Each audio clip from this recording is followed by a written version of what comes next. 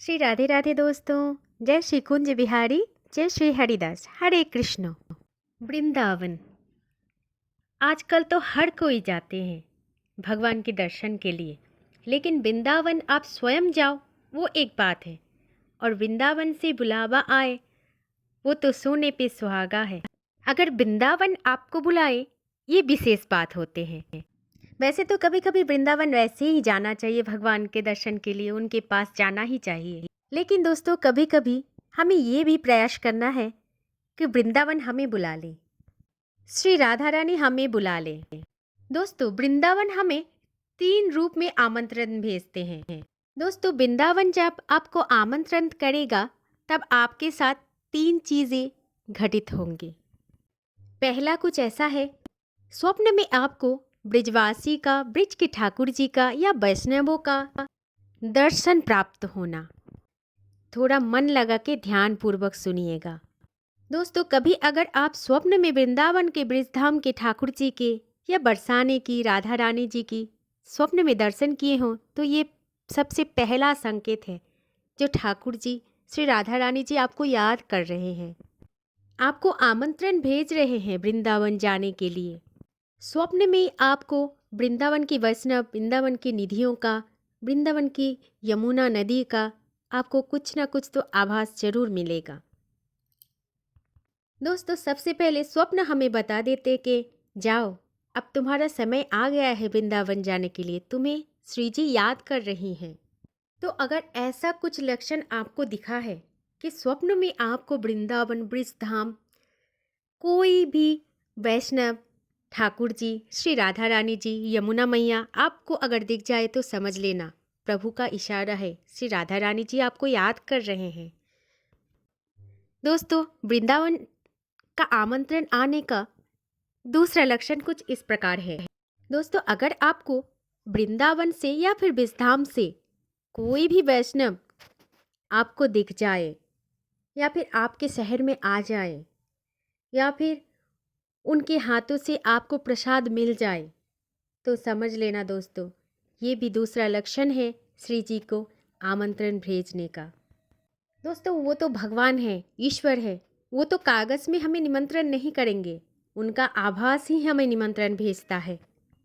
जब उनसे हमें मुलाकात करना होता है तब वो कुछ ना कुछ हमारे लिए भेज देते हैं, चाहे हमें वो लक्षण स्वरूप पता चल जाए कि हमें श्री जी याद कर रही है, ठाकुर जी हमें याद करिए, हमें अब जाना चाहिए वृंदावन। दोस्तों सबसे पहले हमें स्वप्न ही आते हैं, स्वप्न में ही ठाकुर जी का कुछ ना कुछ दिखते हैं।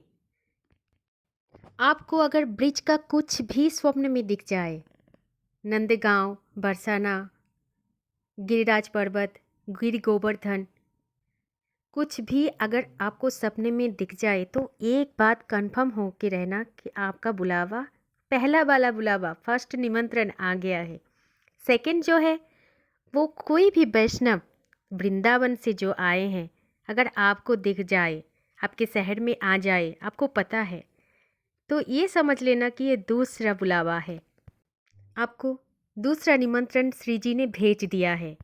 दोस्तों तीसरा जो लक्षण है वो ब्रिज का प्रसादम। अगर वृंदावन से, ब्रिजधाम से कोई आपके लिए प्रसाद लाएं और आप तक वो प्रसाद आ जाए, आपके लिए वो प्रसाद आ जाए तो समझ लेना दोस्तों कि ये श्री जी का निमंत्रण ही है।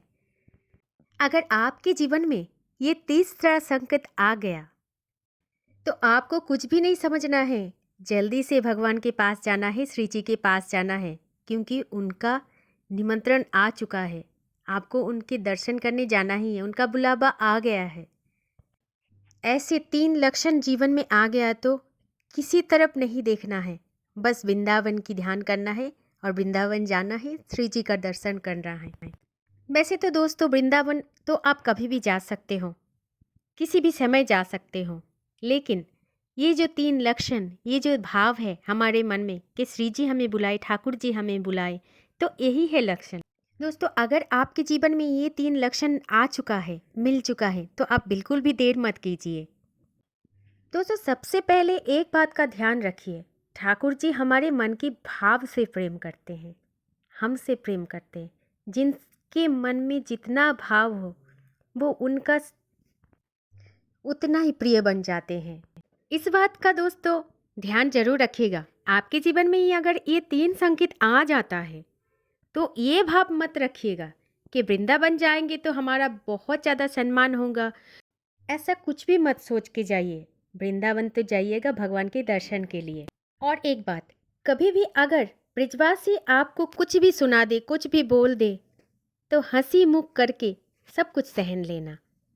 ये बात समझ कर कि पता नहीं किस रूप में भगवान आ जाते हैं। हर कण कण में है वृंदावन में भगवान। ठाकुर जी, श्री जी वहाँ पर हर कण कण में बैठे हैं। पता नहीं किस रूप में हमारी परीक्षा ले लेंगे, हमारी भक्ति की परीक्षा ले लेंगे, हमारी प्रेम की परीक्षा लेंगे। दोस्तों एक बात ध्यान रखना, श्री जी हो सकते हैं करुणामयी, बहुत ज़्यादा करुणामयी। वो तो आपके कुछ भी से भी रीझ जाते हैं, लेकिन ठाकुर जी नहीं रीझते। ठाकुर जी इतना सरल नहीं है, सहज नहीं है, त्रिभंग लली हैं। हर काम टेढ़े से ही करते हैं, लेकिन उस हर काम में एक शिक्षा दे जाते हैं। हमारे जीवन में वो शिक्षा ही ज़रूरत है। कभी सोचा है जो काम सहज और सरल भाव से हो जाता है उसमें कुछ शिक्षा नहीं होती।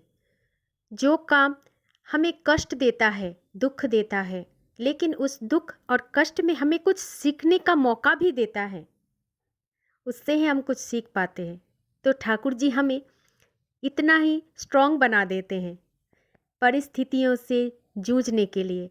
हर एक परिस्थितियों से, हर एक कठिनाइयों से हमें सहज सरल रास्ता पकड़ के चलना सिखा देते हैं। चाहे कितना भी दुविधा हो जीवन में, हम टूटते नहीं हैं। हमारी त्रिभंग लाली हमें यही सिखाते हैं। इसीलिए भक्त बनोगे ठाकुर जी का तो पग पग में सीखने को कुछ ना कुछ जरूर मिलेंगे। और श्री जी तो हमारी करुणामयी है। वो तो हम जैसे हैं वैसे ही हमें एक्सेप्ट कर लेते हैं, क्योंकि वो तो माँ है। माँ को तो अपने बच्चों से कुछ भी नहीं दिखता। वो तो हमें लाडली, हमें तो लाड करते हैं, लाड प्यार में रखते हैं। लेकिन ठाकुर जी हमें कुछ हर समय सिखाते रहते हैं। तो दोस्तों अगर आप सभी को ये 3 संकेत आ गए तो आप तनिक भी रुकना नहीं, चले जाइए वृंदावन, दर्शन करके आइए भगवान के, श्री जी के। आपका बुलावा आ गया है।